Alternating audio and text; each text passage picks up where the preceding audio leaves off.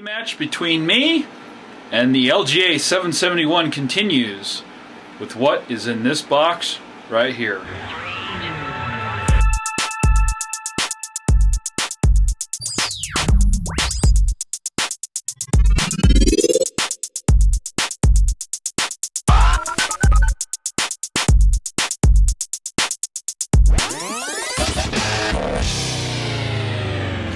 Alright, so let's go ahead and remove the bubble wrap here.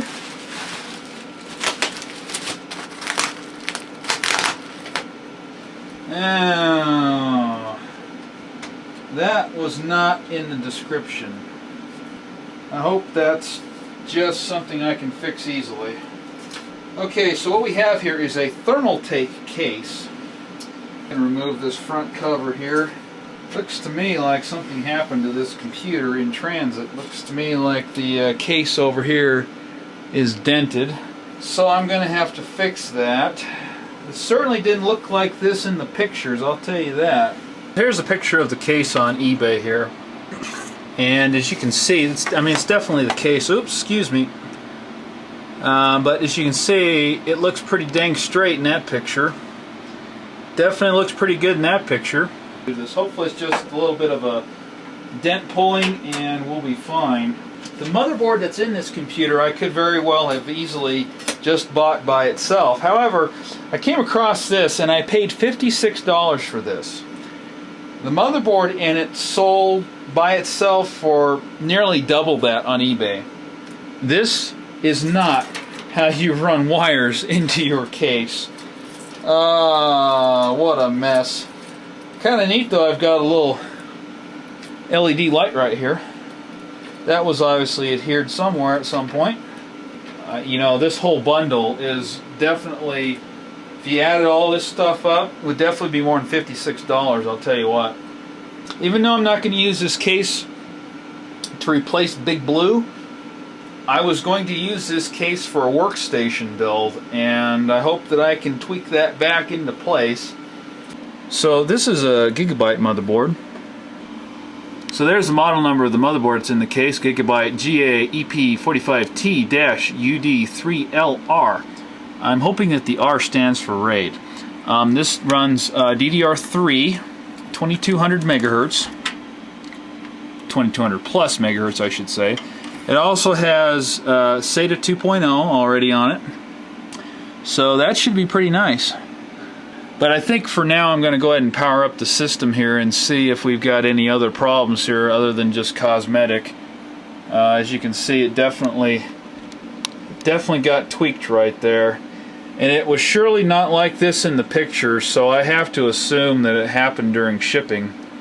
We also have some external SATA ports right here, which is kind of nice, and an external power port. That's kind of cool. That could come in handy for powering up CD-ROMs that I have laying around that may have a CD in them that I want.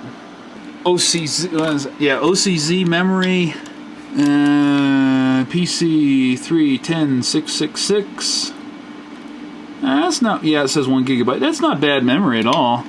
It's too bad it's only 1 gig, but I've got 16 gig coming from Newegg for this bad boy, so this is the wonderful DDR3 memory that I'm going to be installing in the motherboard here, and we're going to be doing some overclocking, some tweaking, and some testing, some benchmarking, and all that fun stuff. This is another thing you don't like to see holding a system together. Say I've got everything plugged into it.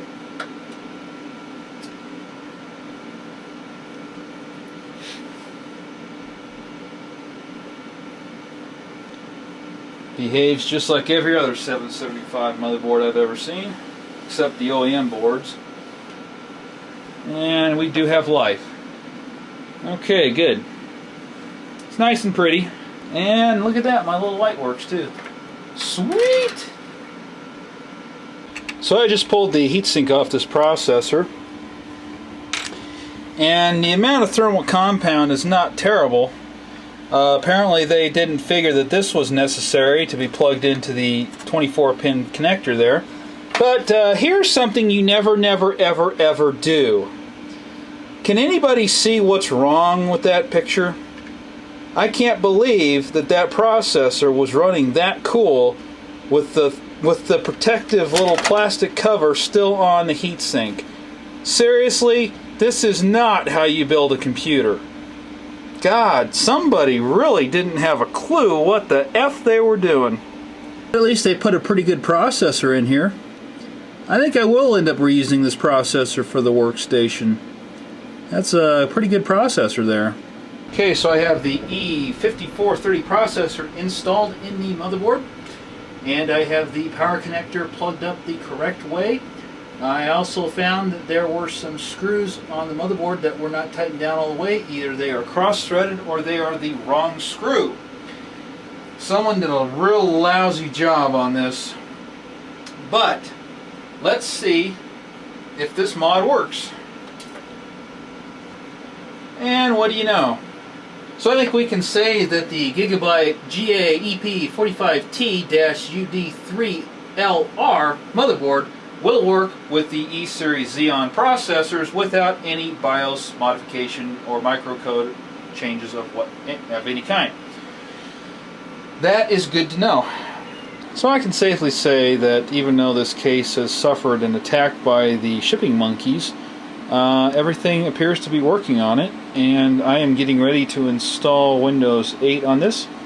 Even though this processor will eventually be running a different operating system, I need to do some benchmarking and stuff like that, so I need to run a Microsoft operating system to do that, unfortunately. So for the time being, I have a Western Digital Raptor 36 gig drive that I showed in my $1 thrift store finds. While Windows 8 is going to take up a vast majority of this drive, I wanted to test the drive to see if it works, and everything seems to be good with it. So I'm going to go ahead and get this baby rocking with Windows 8 and do some benchmarking, and we'll do that in the next video, folks. Thanks for liking, commenting, subscribing, and sharing all my videos.